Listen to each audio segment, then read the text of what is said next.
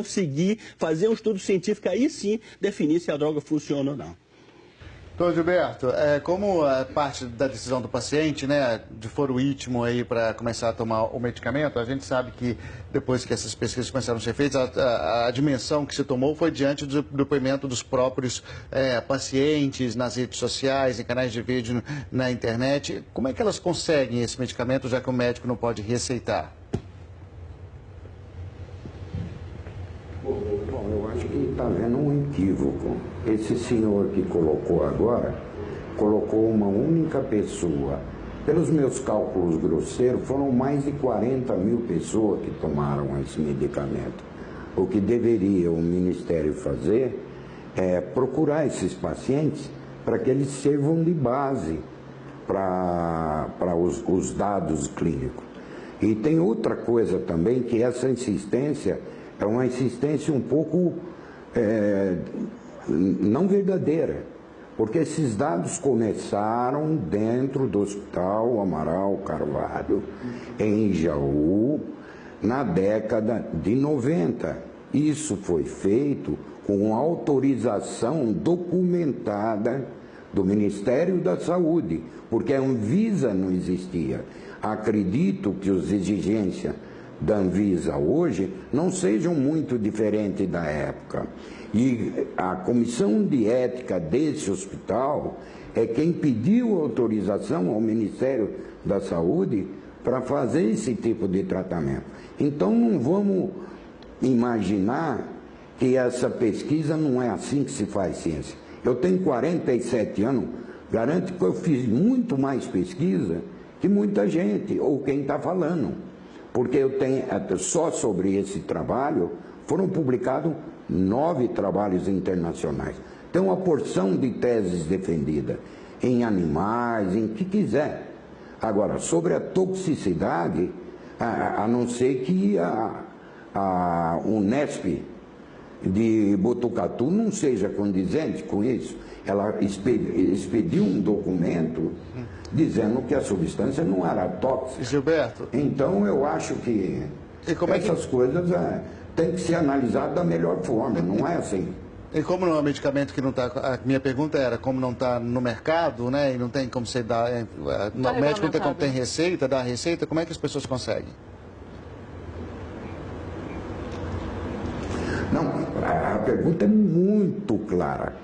É claríssima. Isso começou no Hospital Amaral de Carvalho, à medida que foi terminando o convênio entre a Universidade e o Hospital Amaral de Carvalho, todos os médicos que compunham essa comissão de ética das 5 áreas no qual eu mencionei, pediam para os pacientes pegar comigo o medicamento. Já falaram da dose, que eu estou adivinhando dose. Não, não estou. Essa dose foi desenvolvida dentro do próprio Hospital Amaral de Carvalho. Depois existe um dado científico que alguém tem que ler mais um pouco, que diz assim: a fosfetanolamina combina com ácido graxo para formar um fosfatidil. Essa quantidade de ácido graxo livre no sangue é constante. Então não adianta você dar mais ou dar menos, porque a reação na célula doente, considerada como célula com disfunção celular, a ação é muito clara. Só vai agir quando formar o fosfatidil. Só vai formar a quantidade de fosfatidil igualzinho ao número de ácido graxo que tem no sangue. Então a dose, nesse caso, é muito fácil. Qualquer garoto que conhece dados sanguíneos sabe da quantidade de ácido graxo livre no sangue. É impossível você dar mais ou dar menos e ter reação adversa. Não foi eu que fiz isso, está na literatura. É só ler. Queria... Doutor Braulio quer comentar, mas, doutor Braulio, peço para ser bem rapidinho, que a gente queria ouvir de novo também a Bernadette. Precisa entender o seguinte: relato de caso, série de caso, é o nível mais baixo de evidência científica. Eu preciso ter ensaio clínico controlado, randomizado, duplo cego. Ou seja, não é porque uma droga aparentemente funciona que ela vai fazer bem. Ou seja, até 10 anos atrás, se tratava arritmia cardíaca com drogas antiarrítmicas, porque evitava a morte. A gente imaginava que evitava a morte. Hoje, essas drogas estão prescritas. Ninguém usa mais lidocaína, xilocaína nas UTIs, porque, embora trate a arritmia, as pessoas morriam depois de outras causas. Então, não é assim que se faz ciência. Eu preciso ter controle. Se eu não tiver uma amostra grande, randomizada, ou seja, escolher um paciente que vai tomar droga e outra, e isso seria de maneira cega, isso não cria evidência. Relato de caso, 40 mil casos não é nada, porque existem milhares de pessoas com câncer. 40 mil casos não quer dizer nada, senão não é nada, porque existem milhares de pessoas com câncer. 40 mil casos não quer dizer nada se não houver controle científico adequado. Doutor Braulio, então, a gente entende que tem que fazer realmente um trabalho profundo. É legal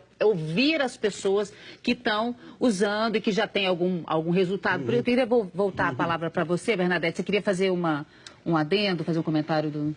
Eu concordo muito com o Dr. Braulio quando ele disse que a coisa começou errada. Eu acho que é importante nós estarmos hoje em condições de trazer luz para a causa, né? Porque é preciso isso, né? Esse primeiro debate eu acho fundamental. Mas na prática, o que eu percebo? A substância não foi testada em humanos. Eu acho que ninguém ignora esse fato. Se houve testes no passado, esses testes não estão documentados. Se é possível resgatar o resultado desses testes, eu não sei. Mas talvez seja, talvez não seja. Me parece, pelo relato do Dr. Gilberto, que esses testes foram feitos e num período onde a Anvisa ainda não tinha os protocolos atuais e que necessário seria se refazer esses testes, é isso, doutor? Nos protocolos atuais. Isso não se questiona e tudo que nós temos pedido, eu representando pacientes com câncer, hoje me considero porta-voz, sim, face à quantidade de pessoas que entram em contato comigo, é que esses testes se inicializem o quanto antes. Ninguém está pregoando aqui o uso indiscriminado de uma substância que não foi testada. Ao contrário, eu quero declarar que, assim como eu disse no Senado, eu, na condição de paciente, me sinto... Imagina você está na sua casa, chega um pacotinho num saquinho transparente, sem rótulo, sem bula, sem data de fabricação, sem prazo de validade, sem posologia, sem nenhuma descrição de reações adversas. Isso foi uma decisão que eu tomei considerando que eu tinha, para mim, dados suficientes de que não iria me matar. E para mim, foi o bastante para eu tomar a decisão de fazer uso. Mas é o ideal? De jeito nenhum. Não é isso que nós queremos. O que nós queremos é que os testes se iniciem o quanto antes. Agora, eu quero colocar essa questão em discussão. Vamos supor que em 5 ou 10 anos, os testes cheguem à conclusão de que a droga é eficaz. Eu vou estar morta se eu não fizer uso da substância até lá. É justo.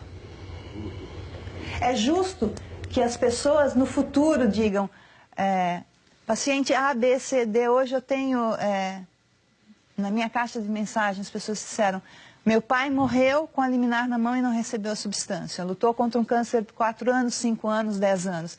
Então eu pergunto, em todos os países de primeiro mundo, as pessoas que chegam a uma fase terminal tem o direito de optar por tratamentos alternativos. O paciente que tem câncer sabe, bastou a família saber que você está com câncer, que chove telefonemas dizendo, olha, tem garrafada disso, garrafada daquilo, uma porção de coisas alternativas que a gente sabe que pode ser eficaz, pode não ser eficaz, mas, enfim, a questão é certo impedir o uso de uma substância, ainda que ela não seja hoje um remédio.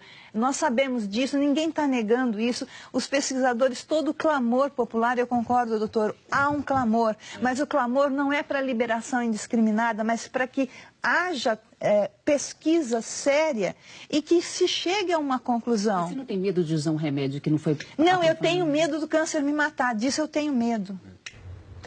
O Bernadette, emocionante realmente esse seu relato, né? Realmente as pessoas lutando pela vida. E como o Dr. Braulio estava falando, né? São efeitos colaterais desconhecidos. Não que a substância não funcione como você falou. É preciso que sejam feitas pesquisas para comprovar o uso. O fato é que atualmente ainda há desconhecimento em relação aos efeitos colaterais. Quer dizer, é realmente isso que você falou. Não se pode privar a pessoa de buscar uma alternativa para a vida dela, que é o seu caso hoje. Por outro lado, as pesquisas devem ser feitas. O fato é que o que queria Nem deixar alternativa claro... para a vida, né? Uma alternativa para tentar se manter viva. Exatamente. Né? O que eu queria deixar claro aqui para todos os participantes do nosso debate é que a gente não está aqui defendendo ou criticando o uso ou a falta do uso da substância. A gente está tentando explicar o que essa substância pode ocasionar, tanto de um lado quanto do outro. As Ouvir perguntas são várias. todas as partes, né, Raquel? Todas as partes envolvidas aí nessa... Sem dúvida, para a gente ter explicações de todos os lados aí. E são muitas as perguntas dos assinantes que estão chegando, o doutor Braulio, o doutor Gustavo e o doutor Gilberto, de gente querendo saber mais sobre isso. Eu queria ler algumas aqui dessas perguntas, que é muita gente com dúvida, muita gente solidária também a quem procurou esse tipo de tratamento. O Aníbal, ele pergunta quanto tempo deve levar para as substâncias passarem por todos os testes exigidos. Também a quem procurou esse tipo de tratamento, o Aníbal, ele pergunta quanto tempo deve levar para as substâncias passarem por todos os testes exigidos. A gente tem mais uma pergunta de assinante, que é a seguinte: quanto tempo é necessário para cumprir todos os trâmites para a legalização da fosfetanolamina sintética? Existe a possibilidade de encurtar tais prazos em função da urgência dessa doença? A pergunta é do André. Tem mais uma aqui, que é a seguinte: o que a ONU pode fazer para a regulamentação da fosfetanolamina, já que autoridades políticas têm dizendo aí que entraram com a representação na ONU para isso? É a pergunta do Lenilson. A outra questão é: quantos anos são necessários para que a Anvisa faça os testes necessários e qual a relação entre a Anvisa e as indústrias farmacêuticas? Existem outros órgãos de fiscalização de produtos farmacêuticos, como a FDA, que poderia conceder autorização? A FDA é uma espécie da Anvisa nos Estados Unidos. Era a pergunta do Heraldo. A próxima pergunta é da Denise. Ela pergunta se a pílula é fabricada desde a década de 80, porque só com a proibição de distribuição da USP é que começaram a discutir o assunto. Mais uma pergunta: a pressão dos grandes laboratórios pode gerar empecilhos nos testes do medicamento? É a pergunta do Gilberto. Temos mais uma aqui, que é a seguinte: por que a Anvisa ou a OMS demoraram tanto para investigar a eficácia e os efeitos colaterais dessa pílula, uma vez que há muito tempo já existem relatos que realmente há benefícios no tratamento do câncer? Eu queria falar para o doutor Gustavo e para o doutor Braulio o seguinte: a gente colocou todas essas perguntas juntas porque, na verdade, elas se resumem numa questão que é a seguinte: muita gente com esperança num tratamento do câncer que ainda não existe, um tratamento que cure 100%, né? E essas perguntas se resumem no seguinte: por que tanto tempo o Brasil demora para aprovar um medicamento, para dar andamento nas pesquisas, para regulamentar o uso de substâncias? É só burocracia? Veja, a burocracia para aprovação de estudos clínicos no Brasil, assim como para aprovação dos medicamentos, ela é muito grande. Não é fácil, de fato, o papel de pesquisador no Brasil. Essa droga ela não seria aprovada com a quantidade de estudos que ela tem em nenhum país. Hoje, nenhum país com sistema regulatório sério. Entretanto, assim, há de se reconhecer que é difícil fazer pesquisa clínica no Brasil. Não é fácil para ninguém. Uma coisa que eu acho que vale a pena a gente lembrar, e eu acho que é interessante posicionar aí para os pacientes, é que você tem, além da possibilidade de daqui a alguns anos os estudos serem concluídos e eles serem positivos, você tem a possibilidade desses estudos serem negativos. E assim, se os estudos forem negativos, a gente vai ter dado para as pessoas falsa esperança ou eventualmente malefício. Existem drogas promissoras, substâncias promissoras que configuraram na prática clínica, quando foram, mesmo depois de estudos de fase 1 e 2, nos estudos de fase 3, se mostraram piores do que o que eram o tratamento padrão. Ou seja, o paciente teve malefício disso. Então é difícil colocar o paciente na condição de escolher esse tipo de tratamento. Essa escolha, naturalmente, a gente entende a liberdade do paciente por tratamentos alternativos. Aqui não se trata de um tratamento alternativo, se trata de uma substância química a ser investigada. Então, o paciente assumir esse tipo de risco sozinho, nós achamos temerário. Naturalmente, como médico, ninguém abandona o paciente. Ninguém vai pegar o paciente e dizer: olha, porque o senhor resolveu que vai usar isso, eu não vou lhe acompanhar. De forma alguma, nós fazemos acompanhamento de coisas que não concordamos o tempo inteiro, nosso tempo inteiro. Então, o que nós precisamos alinhar o discurso nesse sentido. Esse não é um tratamento alternativo, é uma substância interessante. O processo de pesquisa no Brasil, de fato, não é fácil, é moroso, é difícil, mas assim, agora que o Ministério assumiu essa função, acho que a gente tem tudo para caminhar no sentido da investigação adequada dessa substância. E aí se resolve o problema. O problema está prestes a ser resolvido com a abertura de estudo clínico. Acho que esse é o ponto onde a gente pode chegar. Em nenhum país, quer dizer, quem for perguntar isso para o FDA, FDA, se é possível aprovar fosfetanolamina para tratamento de câncer baseado com a literatura que se tem, vai quebrar a cara, como vai quebrar a cara em qualquer país que tenha um sistema regulatório sério. Vão responder a mesma coisa que a Anvisa está respondendo da maneira mais decente possível. Precisamos fazer estudos clínicos a respeito. Ok, Gustavo, doutor Gustavo, obrigado. A gente está indo para a reta final já da nossa discussão e a gente queria abordar esse assunto também com o doutor Braulio lá em São Paulo e saber também, doutor, um posicionamento médico, né? O senhor falou que é antiético prescrever esse medicamento. No caso da Bernadette, o médico está acompanhando a decisão dela, mas tem médicos que se negam, inclusive, a acompanhar. Como é que o senhor vê isso? Não, um médico que se recusa a acompanhar um paciente porque ele está tomando um procedimento alternativo, embora ele tenha uma doença severa, né? Ou seja, é uma questão de foro íntimo, né? Isso não é adequado ele fazer isso. O paciente tem o direito de tomar algumas decisões. Lógico que muitas vezes essa decisão pode colidir com a melhor informação científica e interferir na conduta científica. Então, o colega fica numa situação difícil. Mas é antiético o indivíduo prescrever uma droga que não é regulamentada no país. Ou seja, se a Anvisa não autoriza, o colega não tem condição de prescrever essa droga. Se a Anvisa não autoriza, o colega não tem condição de prescrever essa droga. Se ele o faz, ele só pode fazer isso segundo o protocolo científico aprovado por uma comissão de ética do local onde ele trabalha ou ele estuda, né? De outra maneira, isso não é recomendado. Ou seja, ele poderá sofrer processos éticos, civil e penal, né? Porque, como foi bem colocado, a maioria das drogas que são testadas, elas falham no resultado final, elas não trazem benefício nenhum. Muitas dessas drogas trazem até malefício, só que você precisa de uma população muito grande. Ou seja, quem não tomou o Vioxx, por exemplo, era uma das drogas mais prescritas para a dor. Quase todo mundo tomou. Só é que essa droga foi retirada do mercado depois de quase 5 anos, né, que ela estava sendo usada pelas pessoas que tinham dores reumáticas e dores. Por que ela foi retirada? Porque se descobriu, depois de 4 ou 5 anos da droga no mercado, que ela matava as pessoas de infarto no miocárdio. Entendeu? As pessoas melhoraram da dor e morriam de infarto. Ou seja, não é fácil liberar uma droga para um tratamento. Com câncer, a mesma coisa. As pesquisas com câncer são feitas no mundo inteiro. Mas nada acontece muito rapidamente, porque eu preciso seguir o paciente pelo menos por alguns anos, né? Saber realmente se ele ficou curado ou se simplesmente aquela droga aliviou temporariamente ou fez o câncer evoluir de uma maneira mais lenta. Isso demora tempo. Então, ou seja, para as pessoas que têm a pretensão de usar essa droga, eu não sou contra que as pessoas como a Bernadette usa a droga, ela tem que se procurar um centro científico onde a droga está sendo testada, ela vai ser seguida de maneira adequada por pessoas competentes. Aí sim, essa é a maneira correta. Procure informação em locais que estão desenvolvendo estudos científicos dessa droga e se voluntariem para tomar essa droga. É assim que deve ser feito. Pois é, inclusive agora vai ter esse grupo de trabalho, né, para aprofundar esses testes, esse grupo de trabalho que vai se reunir pela primeira vez. O doutor Gilberto, inclusive, vai fazer parte. Doutor Gilberto, queria que o senhor falasse como pesquisador e como integrante desse grupo, o que o senhor espera aí do futuro dessas pesquisas e a possibilidade do uso dessa droga em qual prazo, né? Mais brevemente possível, de acordo com a sua expectativa.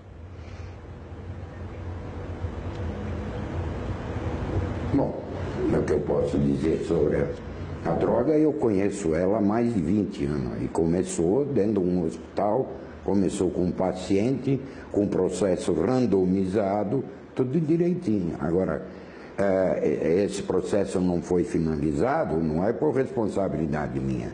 Ele não foi terminado por responsabilidade do próprio hospital. Então, eu não sou capaz de prever isso daí. Por outro lado, tem que se pensar muito bem, porque são muitas pessoas que estão usando, como Dona Bernadette, o tratamento alternativo. E o que vai acontecer com essas pessoas durante o intervalo de 5 a 10 anos que a Anvisa vai demorar para aprovar isso? Eu não sou contra, não. Pelo contrário. Eu acho que tem que ser estudado direitinho. Eu não posso fazê-lo porque não sou médico. Se pudesse, eu já teria feito. Agora, o detalhe é o seguinte. Esse é um trabalho científico, foi feito de maneira científica e é aceito nas melhores revistas do planeta como um trabalho de envergadura. Então, não é com qualquer insinuação que se faça que uma substância como essa se perca como essa que acabou de dizer aí, o Vioxx, né? O Vioxx foi aprovado por uma comissão de ética, foi feito todos os estudos randomizados. Depois que estava funcionando maravilhosamente bem, ele fez, depois de 5 anos, começou a matar as pessoas por infarto.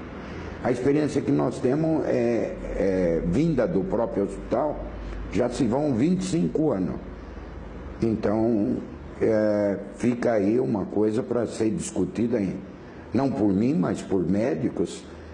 Só para acrescentar, tem muito médico que não recomenda para paciente, mas ele usa nele, na mãe, na tia e na avó, não usa no paciente. Isso vem acontecendo há muitos anos. Também a gente trouxe a discussão para cá, porque ela realmente está, apesar do remédio existir há tanto tempo, está em nova fase de discussão. Eu queria passar a palavra para você de novo, Bernadette. Agora, com esse grupo de estudo lá, qual que é a sua esperança no andamento? Eu queria as suas considerações finais, que o nosso programa já está acabando. O que você acha que pode acontecer agora? A gente tem informação que hoje vários centros de pesquisa estão interessados em iniciar os estudos e a gente espera que esse interesse se concretize em estudos multicêntricos, como o doutor acabou de nos explicar. E a nossa expectativa é que os pacientes que já optaram por isso e todas as liminares que foram concedidas, a exigência de optaram por isso e todas as liminares que foram concedidas, a exigência de que o paciente declare que está ciente de que não é um remédio, que é uma droga em teste, que ainda carece de resultados específicos e que ele se responsabiliza pelo uso. Isso já é prática do judiciário em todas as liminares. Então, primeiro, o paciente que se encontra hoje em estado terminal, há muito pouca coisa a fazer. Ele tem direito a optar por uma alternativa, ainda que não seja nenhuma substância em fase de estudo clínico, doutor, eu concordo com isso. Mas a questão não houve uma conjunção astral que permitisse que as coisas andassem para e passo. Ele tem esse direito? Segundo o Supremo Tribunal Federal, sim, ele tem esse direito. Né? Então, hoje, as liminares que estão em vigor deveriam, sim, ao meu ver, estar sendo cumpridas, porque sentença judicial não é uma coisa que se questione, sentença judicial se cumpre, né? Então, até que essa sentença, ainda que seja em caráter liminar, que ela possa sofrer modificação no final, mas até que ela não sofra modificação, é obrigação, sim, a USP fornecer aos pacientes. E se a USP não vem fornecendo, alegando, e é uma alegação verdadeira, a gente sabe que não é uma alegação falsa, que é uma alegação verdadeira, de não ter capacidade de produção, não ter estrutura e tal, a sentença da juíza da primeira vara da Fazenda lá em São Carlos, ela é muito clara, que compete à Fazenda do Estado e à Universidade promoverem as condições para. Então, se ela não tem, que providencie. Isso está claro na sentença. E descumprir ordem judicial, pelo menos para mim, que sou réis mortal, é crime, eu corro o risco de ser presa. Então, por que as outras instituições também não se vergam a um poder que é o poder judiciário? Até que se mostre contrário, uma sentença, ela tem valor e ela deve ser cumprida. Então, se a USP alega que não tem condições, ela tem as condições de ir promover isso. Ela tem essas condições, não. Ela tem essa obrigação, a obrigação de fazer. E ainda que ela exija que seja isenta de responsabilidade, eu entendo a universidade, acho que ela está coberta de razão, ela tem mais é que fazer isso mesmo, assim como a própria juíza já prevê no processo que o paciente se responsabilize por essa decisão. Né? E acho muito importante que todos os pacientes que entraram no pedido de liminar Bernadette. E que ainda não tenham isso claro, que entendam que ele tem que ser responsável por essa decisão. Como foi o seu caso, né? A decisão do próprio paciente em relação a esse tratamento alternativo. E a gente agradece a sua participação, um depoimento muito importante mesmo, viu, Bernadette? Porque também tem essa questão mais humana, né, dessa discussão. Obrigado, também agradeço o Dr. Braulio lá em São Paulo também, que está participando aqui dessa discussão, já encerrando esse debate. Muito obrigado aos dois. A gente agradece também o Dr. Gustavo Fernandes, ele é presidente da Sociedade Brasileira de Oncologia, participou com a gente lá de Brasília. E o Dr. Gilberto Chierici, que é pesquisador lá da USP, lá em São Carlos. A gente agradece muito a participação de todos aqui pelos esclarecimentos. Desejamos boa sorte aí nesses estudos, nessas próximas pesquisas. Muita gente esperando resultados aí desses testes. Agradecemos mais uma vez também você, assinante, que sempre participa com a gente desse debate.